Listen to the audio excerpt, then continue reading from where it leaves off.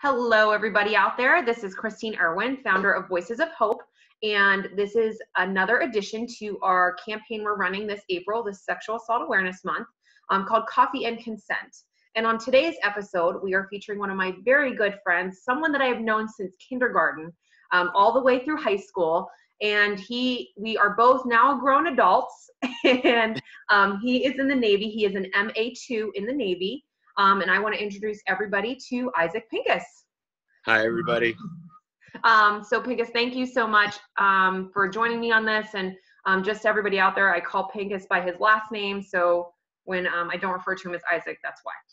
Yes. So I thank you so much, Pinkas, for being a part of this, not only because, you know, you've known me since the very beginning, but you've been such a huge help in what I'm trying to do with preventing and educating on sexual violence.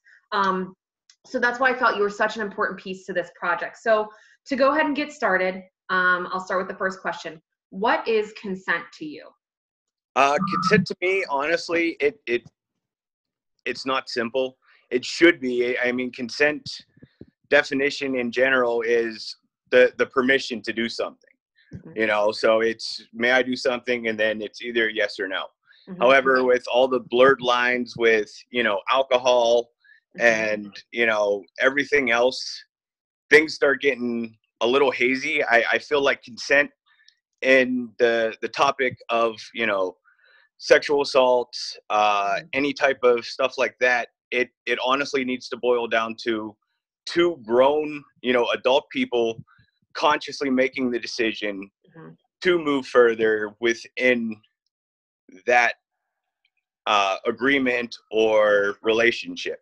So it has to continue, and even when an act starts or begins, if something happens and somebody is no longer comfortable, that consent is no longer there. Just because yes starts at the beginning of the night, it doesn't have to stay that way all the way through. Definitely. No, I think you're 100% right on that, Pinkas. And so thank you for sharing your thoughts on that. So kind of still on that topic of consent, when do you feel consent should be taught to anybody? In all honesty, like I said, consent in its, you know, pure definition, you're teaching it to your two little ones right now when they want a cookie. You know, they're, hey mom, can I have a cookie? And then that answer is yes or no. So when we start instilling the actual no portion into children, instead of giving in or, you know, oh, he's gonna cry or he's gonna throw a temper tantrum, it starts at that young age of it's yes or no. No always should remain no. And then it should continue to evolve as that individual grows up on both sides, whether it's a male or female, that, you know, if somebody's not comfortable with something or somebody says no, you stop doing that, or you don't get what you want. No, I agree with you on that. I mean, and you're 100% right. I have a 2.5-year-old son, and, you know, that's where it starts, you know, that education. I agree with you on it being at a very young age, because it needs to be taught. With that being said, you know, there's a lot of things going on in the world right now that is helping, you know, educate and prevent on sexual violence, such as the Me Too movement. Pinkas, I want to get a little bit, just a thought on this movement. With the Me Too movement, you know, what impact do you feel that it's made, and how has it impacted you? It hasn't necessarily impacted me, like, personally. Sure. You know, in the military, we have organizations and benefits to military members with, like, sexual assault prevention representatives and stuff. So the moment something happens, you have options, whether you want to come out publicly or just get medical and, you know, help to deal with everything that comes with it. I feel like the Me Too movement is a wonderful thing. It's a shame that we're only getting here now. And, you know, that late 2017, early 2018, this should have been something, you know, 80 years ago. But we're here now, and hopefully it continues to move forward. It continues to change the culture. And, you know, more people are willing to stand up and say they were wrong, and more people stop doing those actions that they have been doing or get punished for them. No, and thank you for sharing the what happens if someone in the military goes through something like sexual violence. Thank you for sharing a little bit about the resources, because I think that's very great to know that that knowledge, because a lot of people don't realize the resources that are available to individuals in the military. Yes.